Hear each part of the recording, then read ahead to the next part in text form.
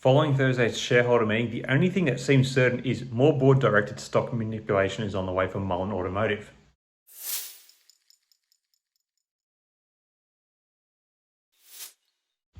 Hi again everyone, hope you're all doing really well. So the preliminary results are in for yesterday's all-important shareholder meeting. While some more information was shared on the legal cases facing MULN Automotive, ticker symbol MULN, there wasn't much more brought to light other than what was discussed yesterday in my video. Primarily the dispute over the number of shares in circulation this year being the main issue. This is an issue that strikes a chord at many in the stock, as it has been a source of seeming widespread unsuspecting dilution. So it will be up to the Court of Chancery to determine who is indeed wrong over this issue, whether it is the MULN Automotive Board or the shareholders pushing the two class actions. Anyway, aside from the legal updates and perhaps affected by the impending court cases, after a little bit of a wait, the preliminary results for MULN Automotive's special meeting of stockholders are in. During the meeting, it was announced that shareholders had approved proposal number 1, which is an amendment to MULN's second amended and restated certificate of incorporation in the form of a reverse stock split. So a reverse stock split is a corporate action in which a company reduces the total number of its outstanding shares by a multiple such as 1 for 2 or 1 for 25 or whatever they do, while proportionally increasing the share price. So if you're doing a reverse stock split, you own 500 shares. If it's a 1 for 2, your 500 becomes 250. The idea is the underlying value goes up. This is done typically to boost the stock price and make it more attractive to investors, but it also reduces the liquidity of the stock because the price goes up. Not that that's a big issue at the moment. This reverse stock split is very much due to the delisting pressure the company faces from the NASDAQ for not meeting listing requirements, namely that the stock is not consistently trading above the $1 price point. It is worth noting that the NASDAQ also has a trigger clause that if the stock falls below 10 cents, they can issue a more immediate delisting notice. Given that the stock price is back into the 20-cent range, it would add another level of fear to all those still in the stock. The amendment will not be filed prior to the later of March 6, 2023 and 180 days after such date, and will be in a range of 1 for 2 or 1 for 20 and 1 for 25. So I don't know what the exact number is, but it won't be any more than 1 for 25. This means that the amendment will only go into effect if MULN does not file a reverse split amendment before May 1st, unless it does so in order to remain a member of the Russell 2000.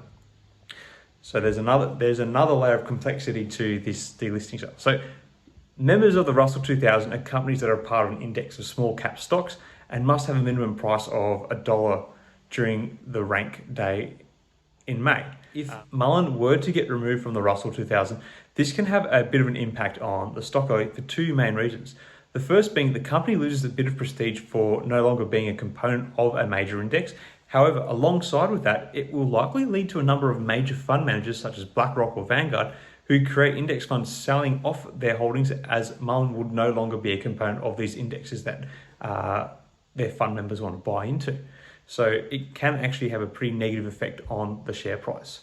So the Russell 2000 is a serious issue in regards to a stock split, because if they lose that status, it's probably going to lead to a drop in the share value because it really starts to fall down into that penny stock region after that.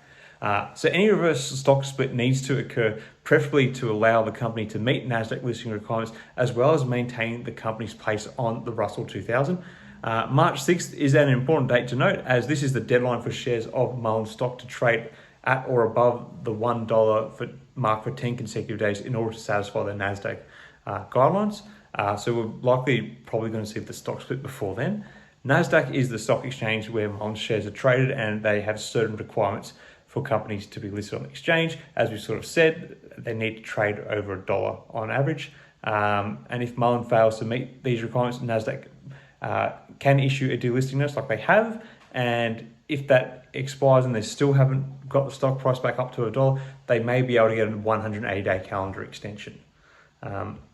It's happening with a number of stocks at the moment because the market is severely being down. So a lot of the stocks that rocketed up in recent times are being served delisting notices from the NASDAQ because they haven't been able to maintain their pricing. Not sure whether that's going to weigh into any decision on a delisting. One has to be made. We'll see.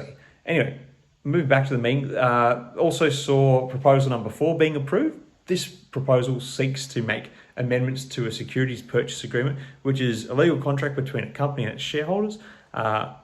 Through this agreement, Mullen will issue $150 million in notes and up to $190 million in additional shares of Series D preferred stock.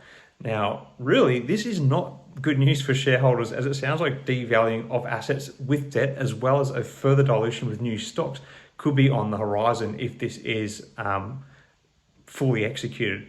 So, as a stock that's been beaten down because of dilution in the past year or so, this would add further worry to the shareholders, I think. Anyway, beyond this, the meeting is actually still going. It's been adjourned until January 25th. And I'm quoting here, solely with respect to proposal 2. So proposal number 2, they still need to determine the result to, but this seeks to increase the number of authorised common stock to 5 billion from 1.75 billion. So that's a big increase.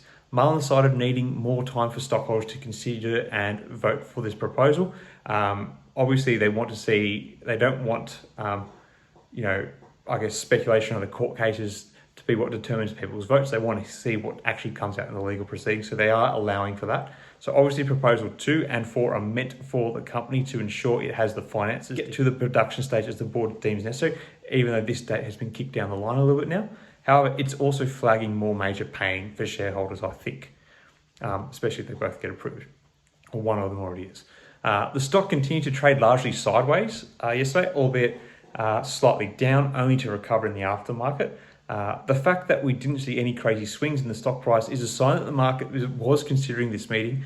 I think a more telling sign of where to next when stock is going to be shown on Friday, now that the results of many of the items or the proposals that were voted on are known.